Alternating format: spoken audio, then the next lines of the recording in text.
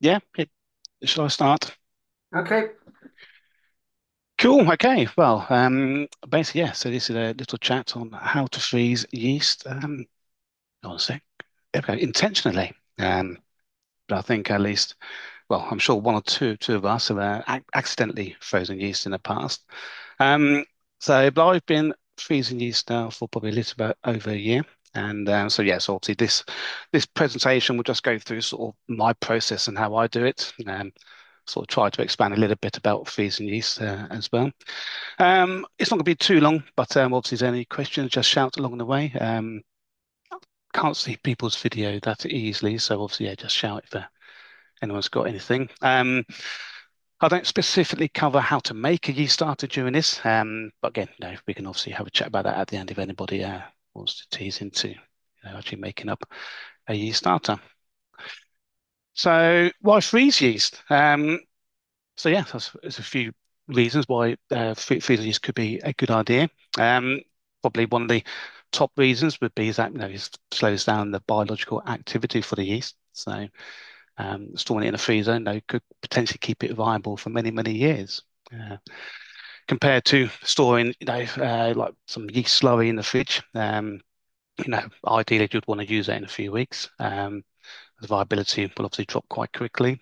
Uh, After a few months, you definitely would need to make a starter. But after a year, then that yeast slurry is probably all but dead. Um, I'm sure that some of us have actually been able to resurrect some really, really old yeast, but yeah. Um, Another top reason would be the cost savings. Liquid yeast is now something like between a packet of liquid yeast, what's about £10 to £15 now. So it's very expensive. Can even get cost savings for dried yeast, although obviously not as much. But I see that some dried yeast, like was it the W3470? That's getting quite expensive now, like over £5 a packet. I think the last time I bought some. Um, and building up a yeast bank. So rather than limiting yourself to just having a few sort of or your favorite yeast in rotation, because obviously you're limited by the viability of that yeast. By freezing it and having that yeast there for years, you can have a massive range. You can have a massive bank of yeast available to you, and also incredibly useful for the rare and hard to find yeast. Like the special vault releases that you often see from some of the yeast providers, or even cultures that we've grown up, from the dregs of special hard to find beers. It also solves the issue. I know this has definitely happened to me, but also solves the issue of going to buy some of that liquid yeast that you want, and obviously it's out of stock for a reason. Potentially could help with reducing the generational mutation as well, because part of this process involves making up a starter and then dividing up that starter into a number of vials. When you grow up, any one of those vials into a fresh starter for a pitch, every single one of those vials is going to be from the same generation. So yeah, could potentially get a bit more consistency, or at least know what that particular use is going to do. Probably a little bit less storage space needed. I mean, a test tube, a vial, is a lot smaller than jars of slurry in the fridge. Um, Now, debatable, arguable, I'm sure. But maybe, potentially less chance of nasties. I mean, at least in my mind, if you're freezing, a vial of yeast, if any like wild yeast or bacteria gets in that same vial, obviously you're freezing that as well. So as long as it's not going to do an awful lot frozen. Uh, so when like you do propagate it up that vial into a fresh starter, hopefully the yeast will outcompete anything that's in there. So as I say, debatable. But and if you want to make yeast starters as a matter of course in this process, it really is really simple. To freeze yeast. So what do we need? So not an awful lot, to be honest. So some of the things that we do need, obviously we're going to need some test tubes, sterile, feasible. Well, obviously that's where we're going to stick them. And if I see that most of them can be autoclavable as well. Which do give you options to reuse the yeast. Sorry, to reuse the test tubes later down the line. The last time I bought some, I bought a pack of 50 of Amazon, and it was about £15, I think. Test tube rack, optional, but once you've done the processed ones, you'll be glad you have one. You just don't seem to have enough fingers and hands, whatever, to try and to obviously put the mix and the yeast in test tube and taking lids off and everything else like that. And yeah, £6. Or if you've got a 3D printer, you can probably make one yourself. Not particularly complicated things. We're going to need some vegetable glycerin, about £10 a litre. Um, it lasts a while. I tried to crunch the numbers last night, and I think 1 litre is going to be good for around 600 test tubes, vials, and each vial, will obviously you can build that up for one batch of beer. So yeah, it can last a very, very, very long time. I'm going to need a syringe again, obviously make sure it's sterile. I just bought these like single use ones, and yeah, I think I paid about £10 pack of 10, so they're really, really good. Going to need some isopropyl alcohol. If you haven't got any, I mean, it's quite useful to have around the brewery anyway. But yeah, £4 a litre, and it goes a long way. So sat sanitizer, I'm sure we've all got some of that, and a pressure cooker as well. So assuming you have a pressure cooker, and you've already making yeast starters, then the cost to begin freezing yeast, is going to be easily under £50. If you don't have a pressure cooker, I think last time I looked on Amazon, they have about a real cheap one, 20, £30, so not an awful lot more. And if you don't make yeast starters, then you're probably going to want to purchase an Erlenmeyer flask, which again depend on the size, but you've got to get it for about £20. And I probably recommend a stir plate, which again I haven't looked for a while, but I imagine they're about 20, £30 as well. So the total outlay, is not an awful lot. And when you consider a packet of liquid yeast is like 10 to £15, you can obviously make your money back fairly, very, very quickly. Um, Again, the back of a fag packet type calculation, I was estimating last night that each filled test tube, would cost around 50 pence. And to be honest, most of that cost seems to be the price of the vials. So, if you reuse the vials or, reuse the syringes, I mean, I personally don't, but, if you do, you can end up, each vial can just cost pennies in the end.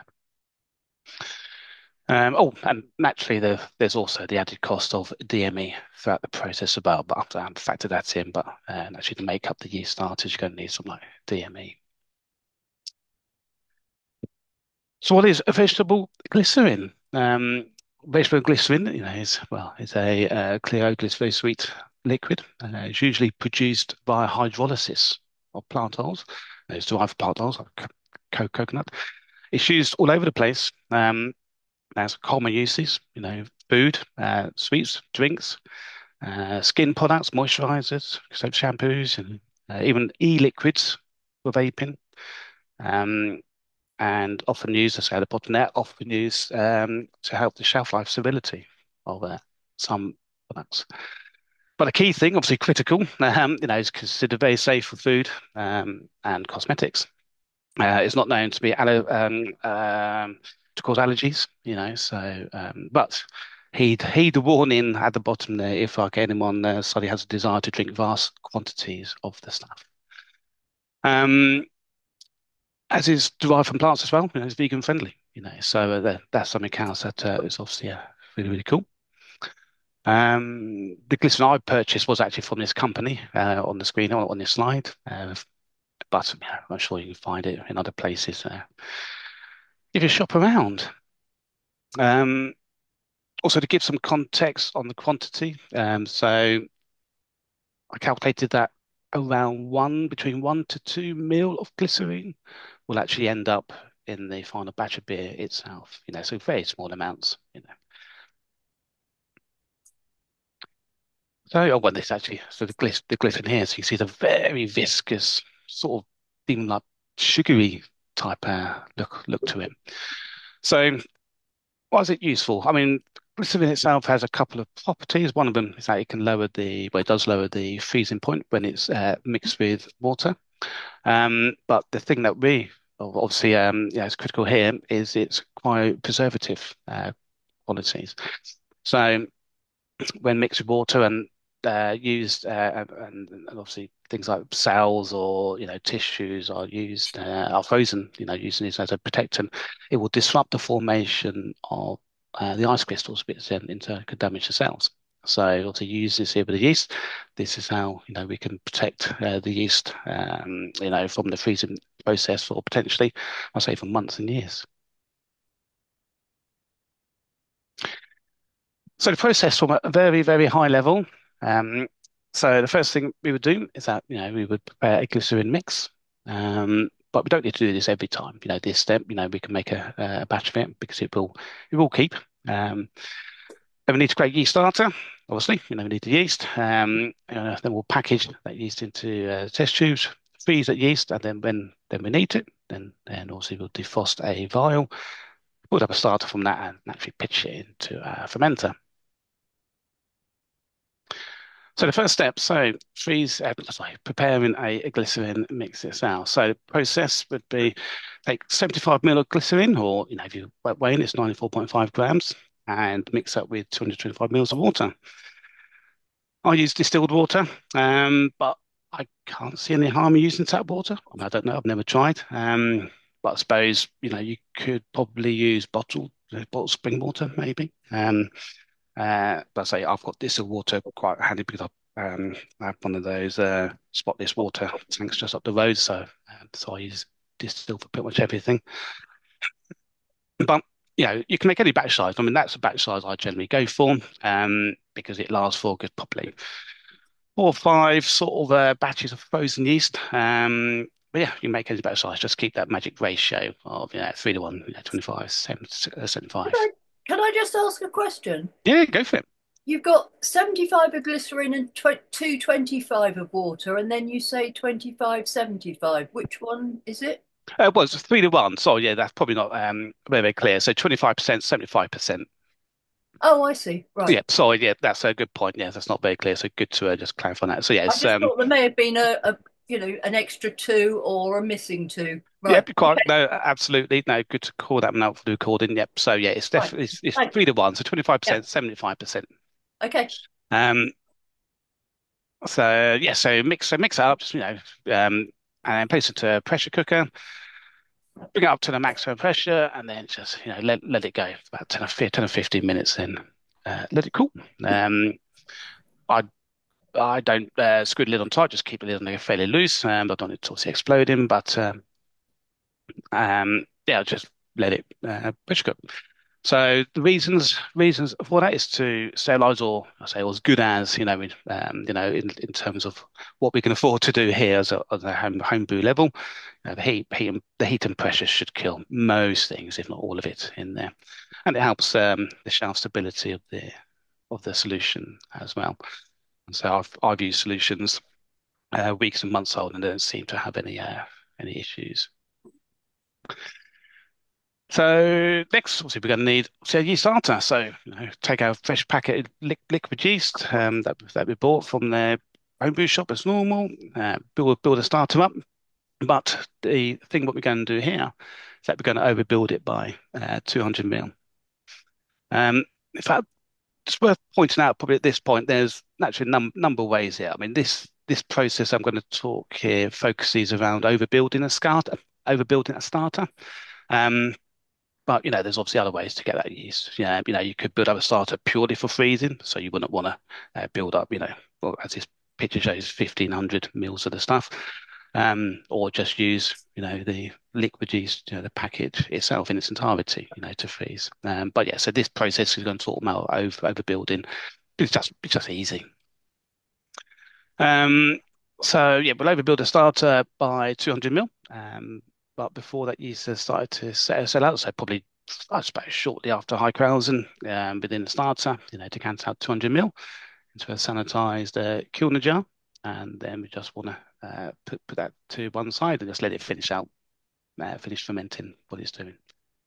And yeah, and then stick in the fridge, to cold crash that 200 mil because we want all that yeast to settle out as much as possible. We want to try and capture every last cell if we can. And obviously, don't forget to put the rest of your starter into your brew. So moving on to packaging the yeast. So slightly beforehand, we're going to need to take the isopropyl alcohol and just put it into a tub that's big enough for however many test tubes of yeast that you're going to make. This process is based around building up 8 test tubes. And so yeah, put a little bit of isopropyl alcohol in a little tub and just stick it in your freezer. So we want that cold uh, a bit later on. So, and the reason for using this alcohol is when we come to freeze yeast, because the alcohol will freeze itself. It helps be a bit more gentle, a bit better for the yeast. So we freeze it a little bit more slowly.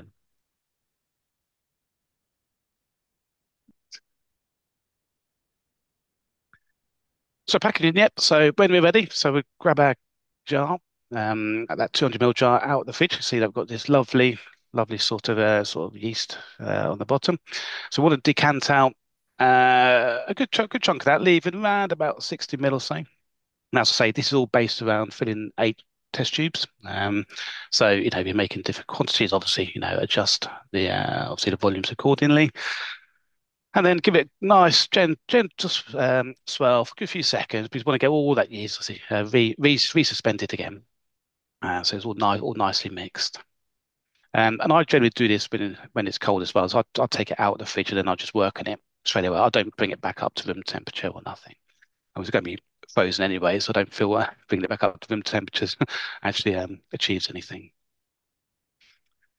So move on to the packaging. So yeah, set up our 8 test tubes. Fill each one with 6 ml of that glycerine mix that we made.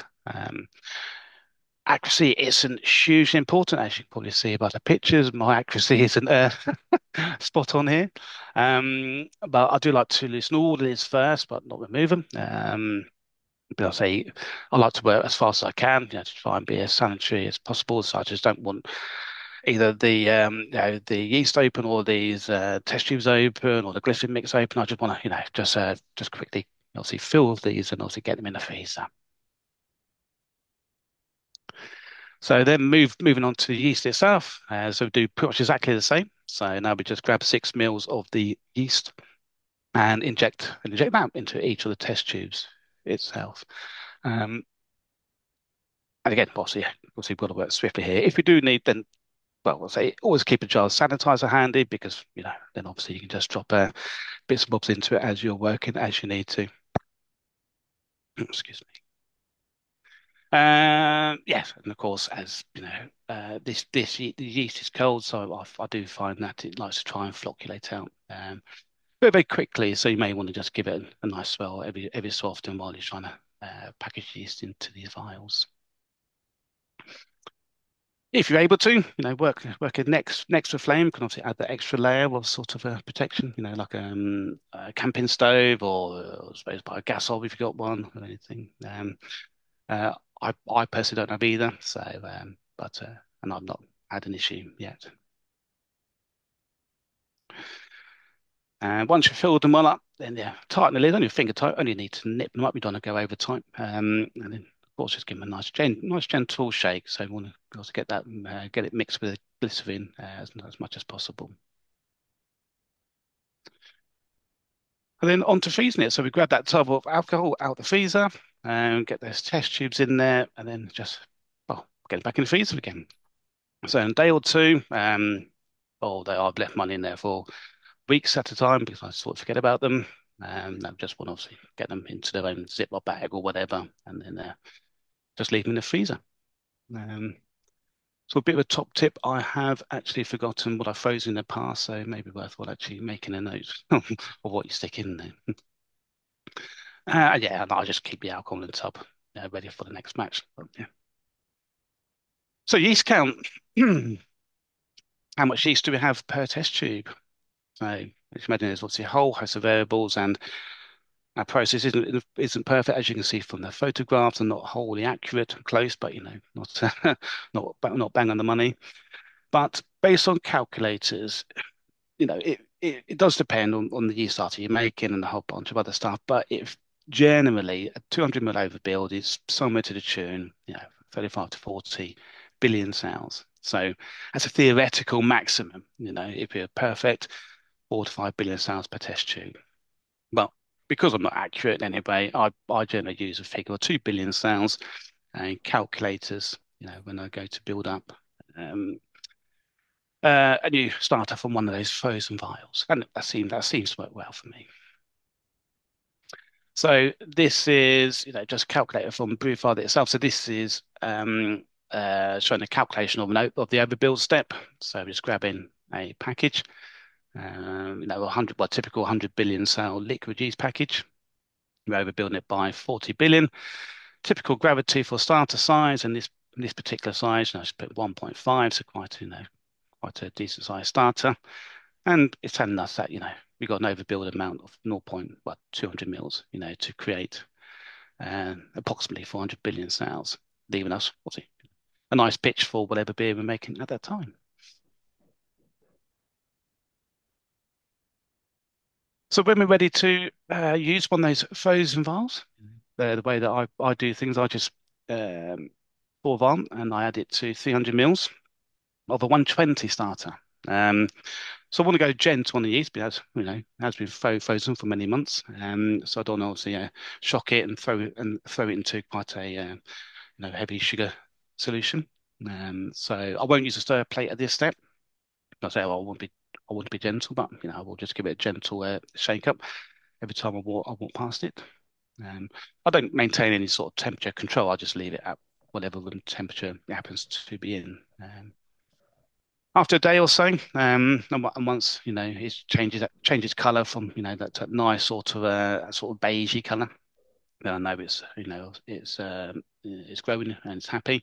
Then we'll step that up to at least to around about a litre, or depending basically what I'm brewing. And this step will be more traditional, about 1040, and I will use a stir plate because I want to try to get as much good yeast as possible now.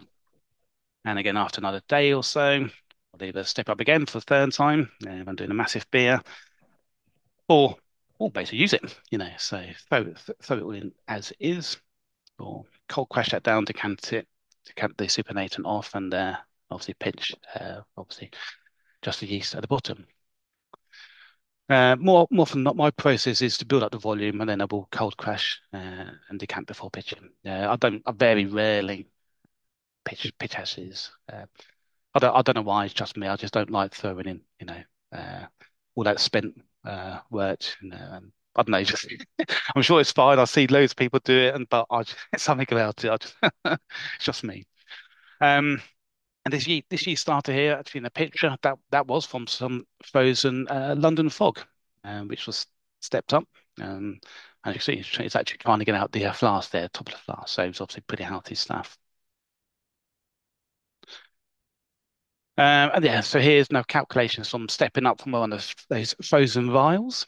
So yes, so starting from 2 billion cells, obviously no overbuild this time. The first step, so 10, 20 to 300 mils. Brief I think it's going to be obviously growing now around about 26 billion or so. And then the second step, 141 litre, rapidly approaching 200 billion cells. So, it's a really healthy amount for, many types of beers, or you can easily add a third step and punch it on if you need, like, I don't know, 300, 400 billion cells, then have a third step there and generate what you need. So for each step, I typically allow a couple of days. And again, I go on colour and obviously the crowds on the top, to guide me to when is ready to be stepped up or pitched.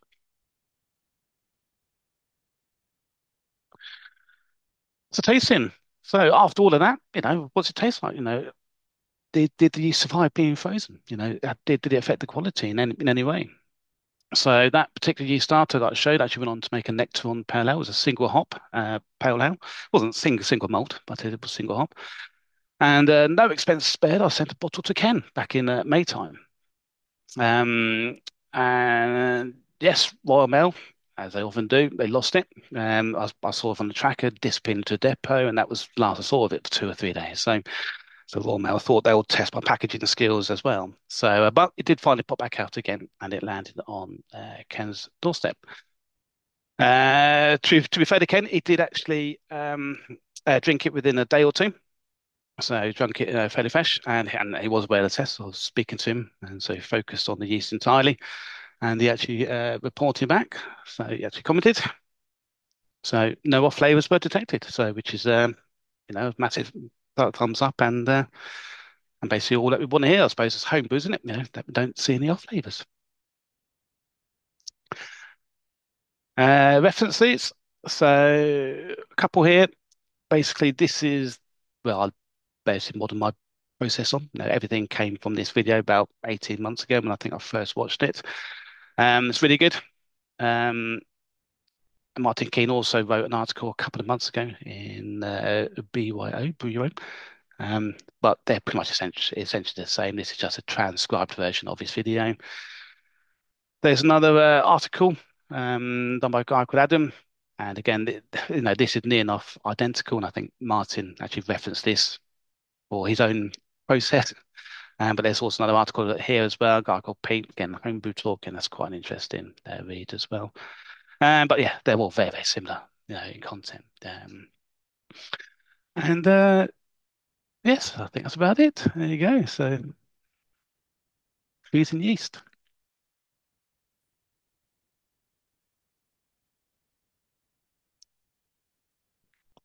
Brilliant. Thanks, Arthur. Yeah, that was really good. I told you it was quick. I actually learned some stuff. When you're doing the two steps of the starter, do you just leave the yeast in the flask, decant off the little bit, and then chuck in fresh DME, or how do you do that? Okay, so yeah, so normally I've got a couple of Erlenmeyer flasks. I've got a 500 ml one, no liter one, and then bigger one. So yeah, so I'll do the first step in the 1 liter, um, and then for the second step, I'll prepare the next batch of starter. Obviously want a bigger flask, and then when it's at the right temperature, I will literally just pour the entire contents of that 1 liter into the bigger flask, then just let it rip. So Okay, yeah. So it's quite simple then. yeah, I mean, maybe others do it other ways, but that's just the way I do it. And I say generally goes off like a rocket on the second step because obviously it's all warmed up, ready to go. Yeah,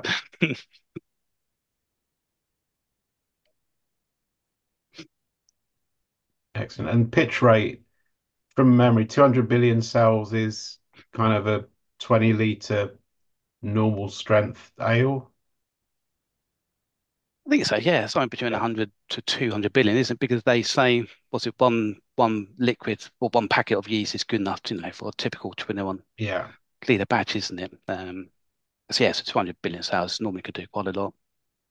I think more than that, you'd probably quite strong beers or lagers, aren't you? I think. How many Yeah. different varieties have you got, Arthur? In the freezer now, I think I'm up to six now, 6 or 7. So, Any particularly unusual? no, all mainstream really. So, so yeah, just the typical ones. I mean, I got most of them were from liquidies, but one of them was actually from dried. So I've got WHC lax in there. Um, but yeah, most of them are the white lab ones. I've got some English yeast in there. I've got the German Bock yeast. Was it 833 in there as well? I think I got 830 as well. So yeah, I've got a few. Yeah. But just handy having them there to hand, rather than having to put it in order, £10 later, and plus postage and packaging, hoping that it's okay in the post. Yeah. Have I you? used a lot Oh, of sorry. fridge. Sorry, I used to keep a lot of fridge samples, and I just used to find with half of them they just go off because Mm. it was so long before I got around to using them. Yeah. That however I stored them, they were duff, and then you'd taste them on brew day, and they'd go straight down the sink, and out would come the dry yeast. So I've actually stopped for a while using wet yeast, and gone back to dry just for simplicity, and also then it simplifies the brew day a bit and prep. But yeah, it's an interesting. That would tempt me to go back to it sooner, I think, than my old methods. Yeah, I was the same. Are there, if you're I'd save yeast in the fridge from the brew, think I'll brew something similar and never get around to it. And then a year later, it's just sat there, isn't it? Makes you feel Yeah, it's got guilty. all brown, horrible. Yeah. Have you tried freezing um, the what's left after the brew? So taking the yeast out of the fermenter and processing that. So you could No, probably I do it never have. direct then. No, I've only ever used the overbuild method. Yeah. But it just feels cleaner and easier. I just, I've never harvested from the fermenter. But so it just seems too easy. You make up a starter anyway for your, for your batch. So you just take 200 ml off the top of it. So if you're doing this with lager yeast, do you store more, or do you go through usually an extra step of starters to get more yeast? Because 200 billion would be good for a sort of typical ale, or do you pitch that for lagers? Or Well, that's where you quite right. So that's where I would do a third step and then take it on to 300 or 400 billion sales. could you also package a bigger population of yeast in the vial, or would that No, not really work? no. I just use the same size vial. Then so six mil of yeast, 6 mil of glycerin, and um and then just using a calculator to basically get it to where I want it to be. So it's normally two steps for ale and three steps for lager or high gravity ales. Yeah, what's nice, I think, about this system is the fact that you can dial it in. You know, you worked out your yeast set count in the vial, and so if it's stored in the freezer, then you know that it's not going to degrade particularly. I don't know what the long term degrading of yeast is in a freezer, but presumably not over a year or two, much. Well, Whereas, of course, if you keep the slurry in the fridge, you've got that decay, yeah, unless you you can got count, weeks, haven't you? Yeah. and unless you can count those cells with a microscope and a hemocytometer or whatever, you've got no idea.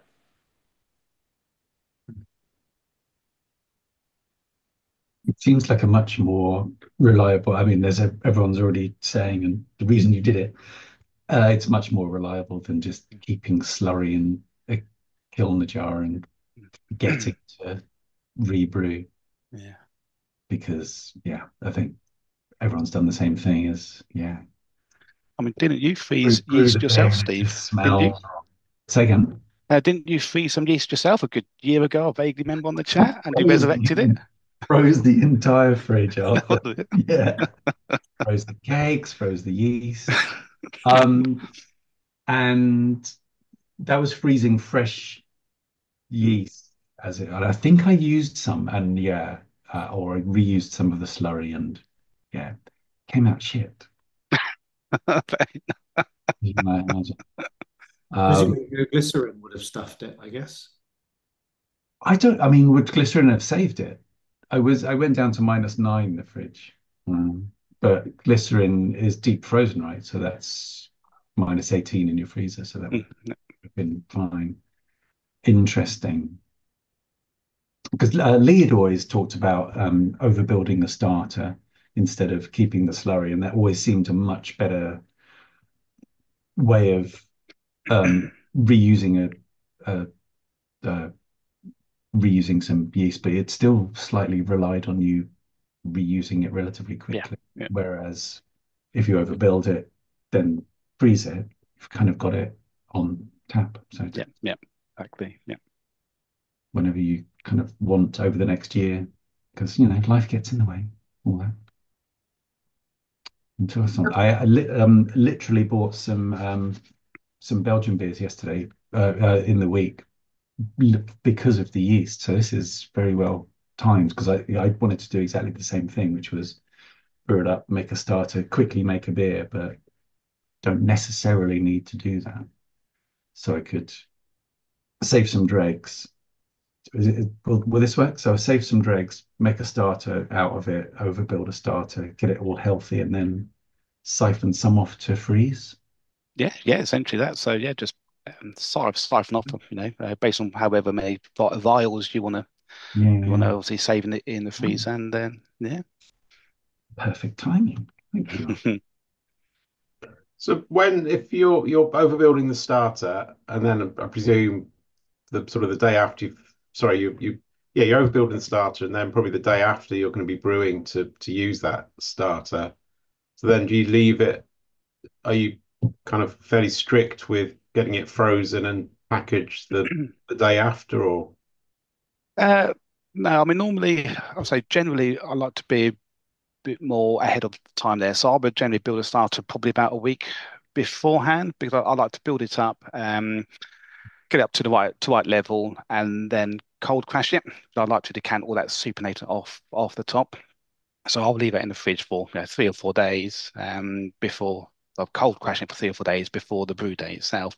And the same with the bit of the overbuild. I will put that in the fridge for a good few days, and then package it, for the Yeah. freezer.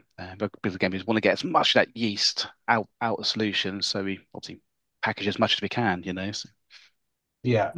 You've just nailed my next question because when I make a starter, I like to think of adding yeast while it's still sort of fermenting. So not 2 days, but maybe 36 hours, 24 hours, and then the starter hasn't totally flocked out. And I might pour a bit of the top off, but Mm. I'll probably add a bit of the liquid bit. So I'm thinking you let it flock out totally. You pour as much liquid off as possible, and then you're taking a syringe and just pulling that creamy colored pure yeast off the bottom, and that's what you're putting into the vials. Yeah, essentially. So, so decant enough off. So when it's swirled up, there's roughly enough 8 test tubes. I mean, obviously, it's hard to judge, but you're there or thereabouts, But yeah, so we want to try and get as much concentration, I suppose, of yeast of that solution as possible. Yeah. You were saying that you left about 60 ml Yeah, on the yeah, top because yeah. otherwise that yeast is quite difficult to deal with. Yes, exactly. I mean, Yeah. it'll clog up your if Well, it's yeah, it'd be a pain. Yeah. yeah. So you want it to be manageable. So you're Yeah. leaving enough. You're leaving enough in there to make the yeast dealable with Yeah. Yeah. into the Exactly. vials. Yeah. Right.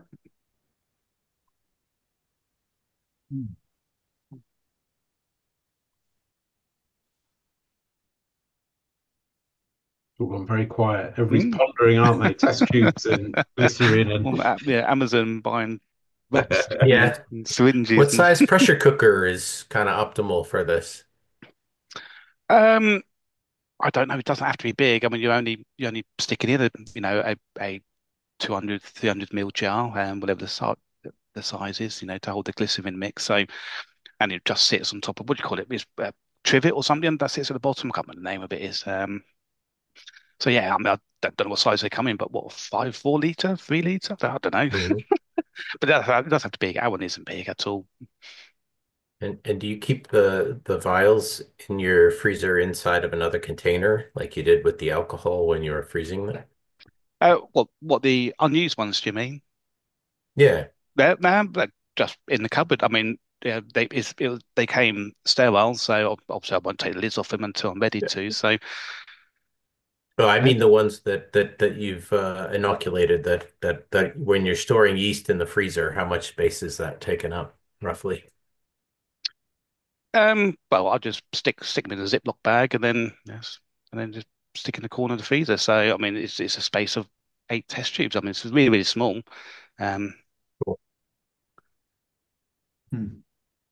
I think I missed a bit on that exact point. So you'd put them all in the test tubes with the glycerin and the yeast mix, and then you'd put them in another container with a was what alcohol something Yeah, I so that's the so yes, that's the what's isopropyl all that? alcohol.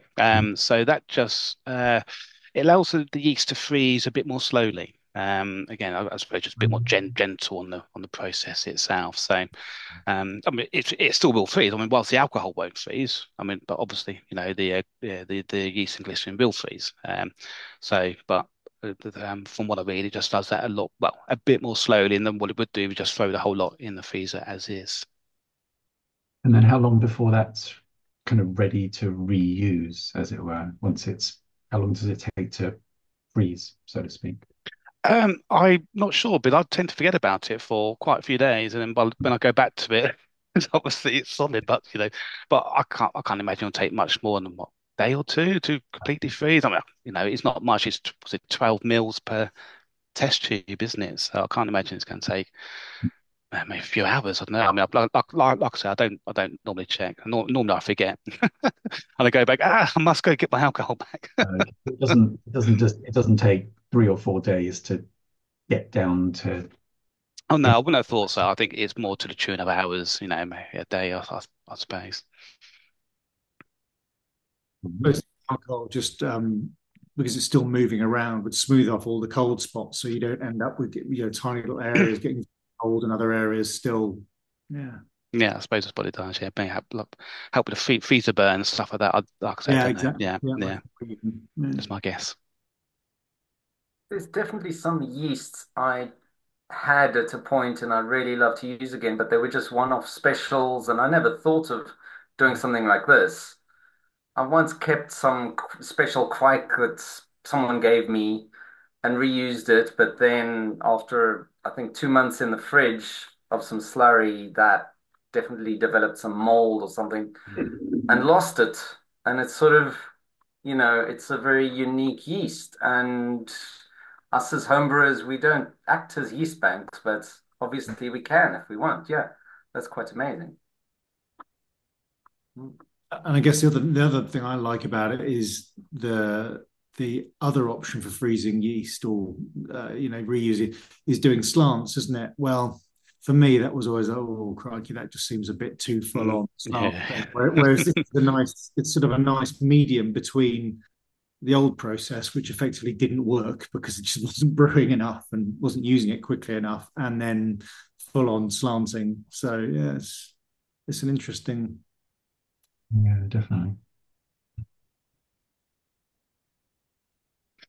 yeah. So the same for me. Slanting and was it the algar plates and stuff like that? It just seemed too complicated. And then so when I watched this video by Martin Keane, I will say about a year or so ago, I was like, that looks so easy. I can do that. And two steps is also like that's very doable. I was doing two steps for starters anyway, so to be honest, that would be no different. Yeah. Hmm. And you reckon it lasts about a year in the freezer? Well, I mean, I've used, well, I say I've recently used something that's about approaching a year old. But Martin Keane himself says last year. So I mean, I haven't got that far yet. So but no issues at the moment. No, great. That's going to save a fortune of buying fresh yeast and then not using it, and it becomes unviable before you get around to using it. We'd have a lab yeast swap, couldn't we?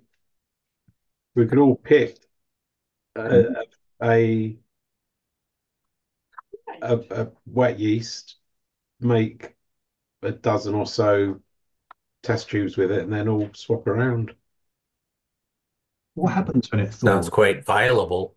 I mean, what happens if you thaw it and then refreeze it? Is that doable? Like Joe says, if you were to swap it at a I've meeting, no idea. I mean, not something I've done. I don't know. Can't thawing answer and that one. refreezing. Have to try it and see. Yeah. We'll all invest in little nitrogen flasks. Oh, that scene at Jurassic Park with that guy who gets eaten, he pitches up with it.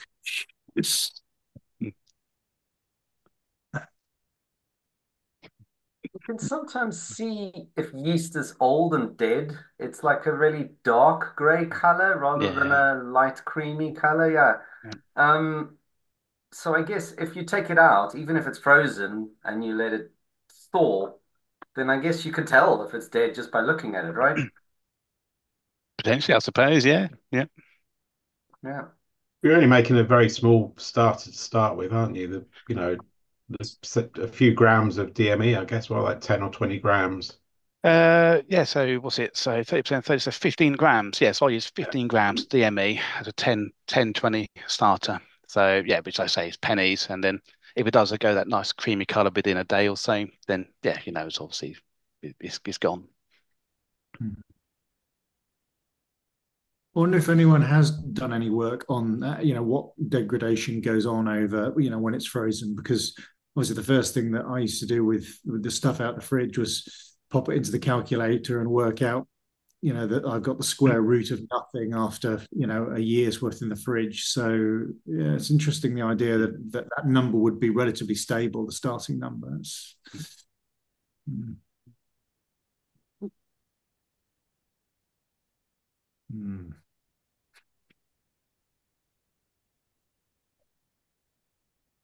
Which beers are you hoping to reproduce, Steve? Or, which yeasts are you hoping to save?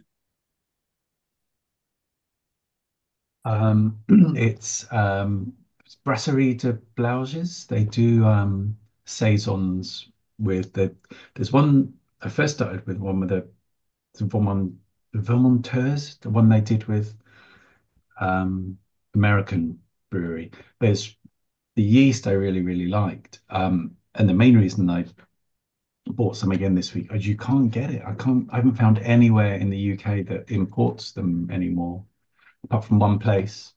Beautiful beers in Mm. East Anglia or something like that. So I bought half a dozen and stuck a few others in as well to literally save the yeast. But they're kind of like one of my very favorites, and it's got a lovely kind of funky farmhouse. It's quite similar to Saison du Pont, but there's something a little bit lighter and I don't know, Hmm. more saisony. Terrible description about it. So I was really looking forward to building up a starter and then putting the slurry in the fridge and forgetting about it for 2 years. Whereas now I'm going to freeze it, which is perfect. Um, might go, might go and grab one in a minute. But Does Degas? you were nodding your head, Jack. You Hmm? know,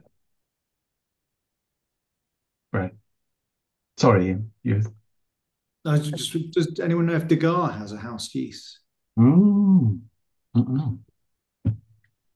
I looked up the recipe. I can't remember. I've got a few in the fridge still.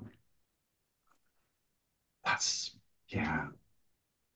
Which Whoever brewery brews the unveiled Gar? Degas. It's a known brewery. It's their yeast. I can't remember the brewery name, but it's quite a big brewery. It's not as small known. It's they brew it on license for the pub. That's right. That's what it was. Yeah. Um, Right, they make Golden Drac too. that's what it is. Yeah, Yeah. that's right. Yeah. Yeah, that's quite the beer. Whoever started that off in this group, I think it was Jack. And Pirat and Golden Drac. Hmm. Um, Quick Google search shows many entries on various bulletin boards saying that yeast frozen with glycerin lasts for 1 to 5 years, something like this. So Hmm. Excellent. We so, get a pressure cooker for Christmas then.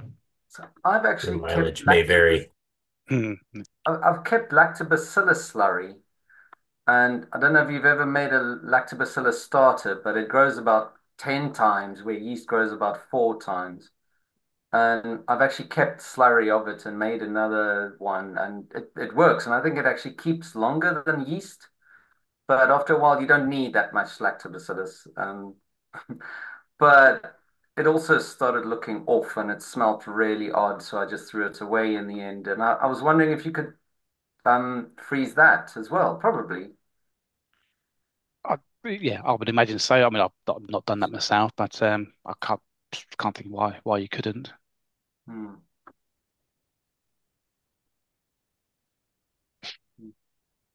But I suppose at the end of the day, all we're doing is that just slowing down the biological activity of those cells, aren't we? So But it sounds like somehow the ice crystals are damaging cell walls or something. I mean, is that something that I think you mentioned in your presentation that like sharp ice crystals or something are damaging cell walls? Yeah, yeah. So that's what the glycerin. That's one of its properties is that it helps to disrupt the formation of those sharp ice crystals.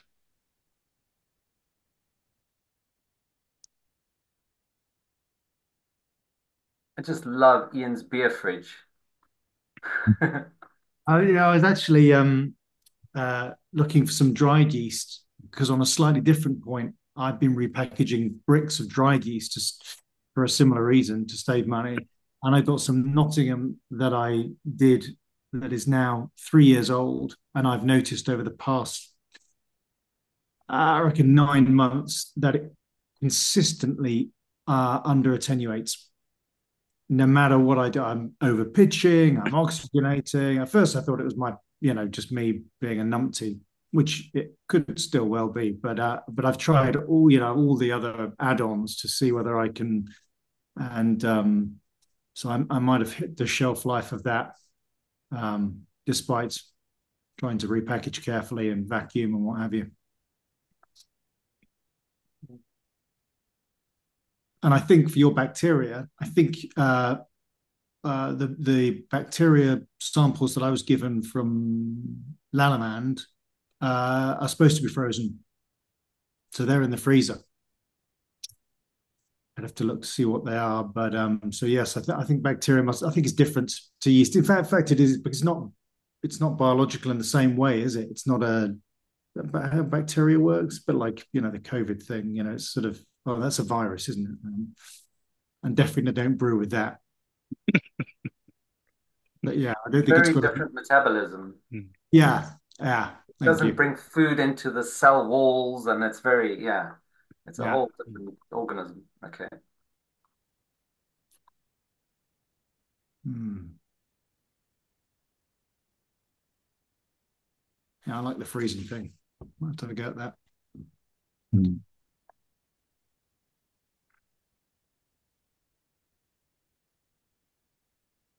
Might have to. Oh no, I can't rewind, can you? And look at your shopping list, Arthur. I'll try and dig that out and drop it into our main Slack channels in a few minutes for you, Steve. Cool. Yeah, if you drop me the slides, I can put them straight up on speaker deck and that, and I'll get the YouTube vid up as quick as I Yeah, can. yeah. I'll do it as well. Very interesting. Because it's definitely I think an issue people come across quite regularly is my yeast is not working, or it's too old, or it's gone off, or I wish I'd have brewed, blah blah blah. And if you've got one in the freezer, got a couple of days in hand. Mhm. It makes it as well, not quite as convenient as dry yeast, but in a similar vein that you can just have it there on hand, can't you? Yeah, a bit of planning for the week. Oh, thanks, Al. Certainly about the same convenience as ordering it through the mail for wet yeast, right? Yeah, Because you got to plan that in advance. Sure, that's a good point. plus half the time you're making a starter anyway. Mhm. Mm. I'd say as well, if you're going to get a pressure cooker, of course, it can be used for sterilizing all sorts of other Mhm. bits of brewing equipment. Yeah. So, on the what size to get, possibly get a nice, decent size one that you can stick all your fittings and stuff in. Because, I mean, if you can be bothered to run a pressure cooker, they're ideal for that sort of thing. You've got one, haven't you, Ian?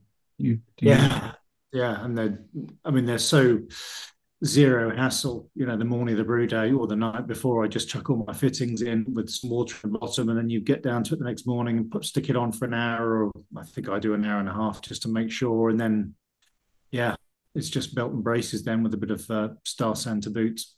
But yeah, it's for the win. I think you get on the cold side. For the amount of risk that you face on the cold side, it's yeah, So I think go as big as you can, and I suspect going bigger probably you're not adding that much onto the cost, but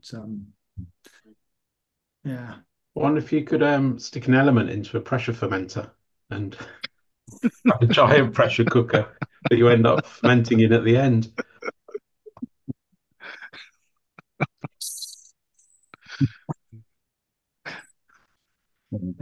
There's That's why they're called Firmzilla. Yeah. Yeah. a couple of the brands, although I think one of them might have gone bust. Instapot. Actually, it doubles up as a slow cooker and a bunch of other things as well. It's you can do a lot of things with it. Cooking, what if you enjoy your cooking, you can do a lot of things with it easily. It's not just a pressure cooker. Yeah, I'd imagine. I've got one of them after you mentioned it a couple of meetings ago because our slow cooker went bang the very next week. And yeah, brilliant as a slow cooker, great as a pressure cooker. Yeah, they're great. Yeah, you can even like fry in them, and then in fact you can lift out the pot, can't you? And use it. I use it on the hob sometimes, and Yeah. then stick it back, and you do it Yeah, all. it's a proper stainless steel pot inside it. You can use and abuse it, and yeah, works great. I'd imagine a pressure cooker is something that you'd get with a trawl of the local charity shops. Yeah. Yeah. Yeah. I mean, I'd be vaguely careful with them. I mean, check the seals and that sort of thing. It's kind of why I went for the Instant Pot because it's probably one of the safest pressure cookers you can get. Because yeah, it's more electronic and it's got so many sensors and it's stupid.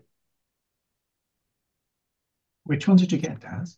The Whisper Quiet one, I think, something like that. Just because my daughter doesn't like loud noises, so the quieter it can be, the better. Even though she's loud enough herself.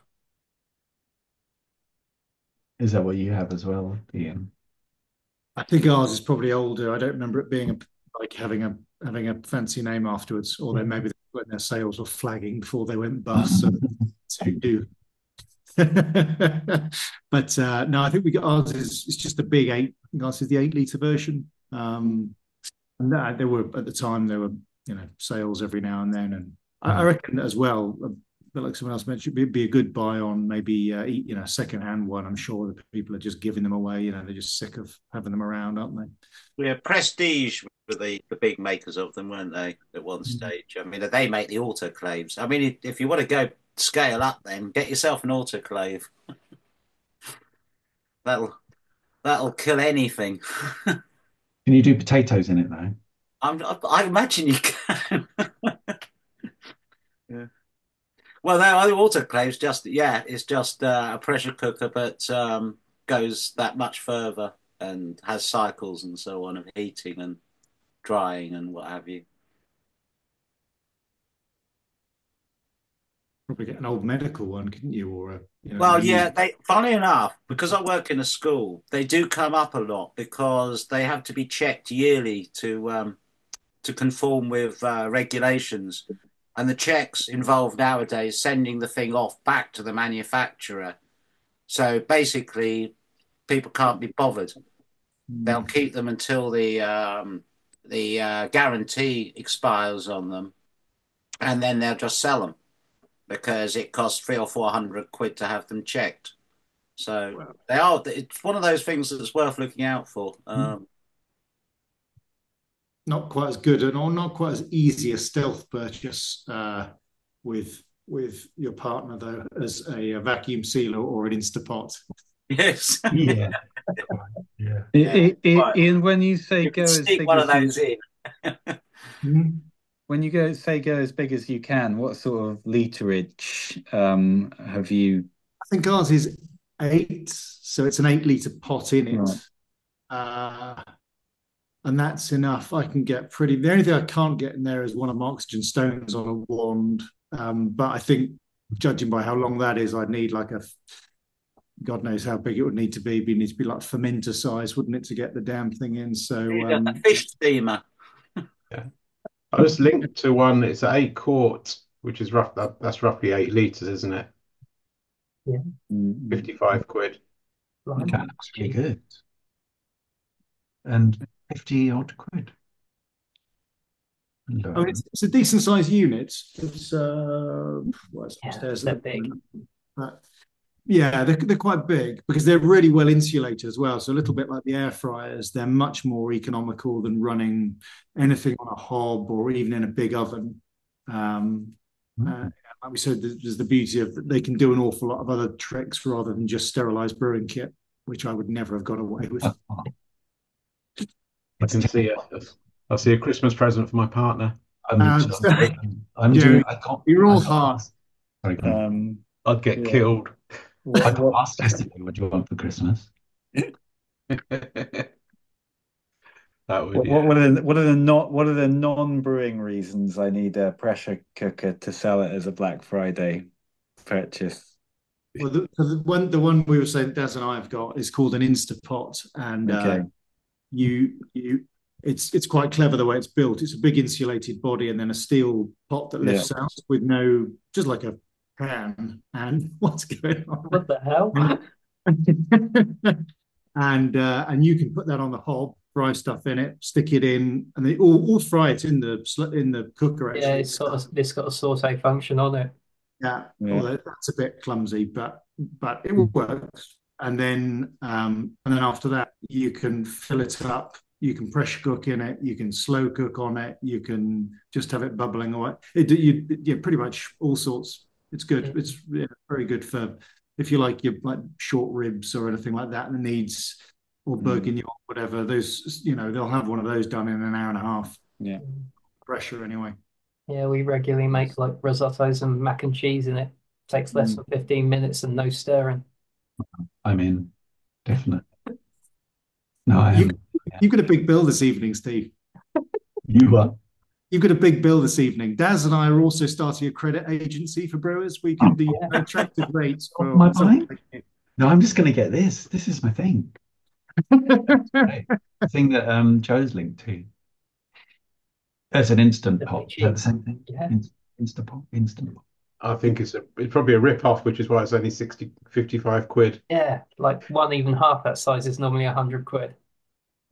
You can get them from 10 to 50 quid on Marketplace. Yeah. Wow. I think, or buying again, I think that's definitely the way to go is secondhand. All Right. of this. People just get bored of it, don't they? And Well, I mean, that's the classic thing with a pressure cooker. Everyone bought one back in the 70s or whatever when they were big. People used to make a lot of preserves, I seem to remember. Something to do with making jams where you'd have this thing sitting there for hours and end hissing away. But so I think they were like a lot of these things. Yeah, you suddenly find that they're available because they've had them in the cupboard for 6 months. They've never had the instruction book. They've used it once and then it goes on Marketplace. So we'll have to do, Daz. We'll have to do an evening of cooking with Ian and Daz on Instapot for one of the presentations before we get fired from lab. go completely off piste. Yeah, go We need a rogue. presentation on how to justify your brewing purchases. Yeah, yeah. I think That's those sort of yeah. That's good. I I did think that most has of to the be cooking, so I invite don't have to only. justify. I think that has to be invite only. You're not going to put that out on YouTube, are you? I'll be on the dark web. Economic brewing.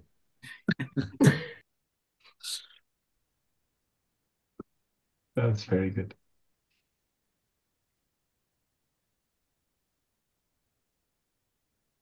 I have a feeling that website might be a scam one, which is why it's so cheap. There's a sale that finishes in 59 minutes as well. Yes. You read the about us, it Okay. says that they supply many types of lighting fixtures. Yeah, Marketplace sounds like a safer bet. Never thought I'd say that.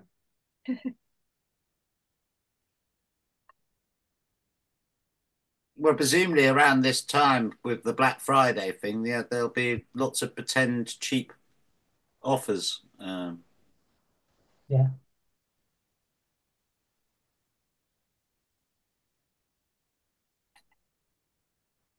Anyway, I'm going to shoot off. Um, Thank you very much, Arthur. That was really interesting, and as You're welcome. I think it's going to end up with me spending more money on, Yeah, I can see that in my yeah. future. But I'll save loads. Yeah. Yeah. Yes, that's the perfect homebrew thing, isn't it? This will save us money. Yes. Yes. What I need is £300 worth of cookery equipment. Just don't get your gifts mixed up, Joe, and end up giving it the test tubes and a jug of glycerol. The glycerin.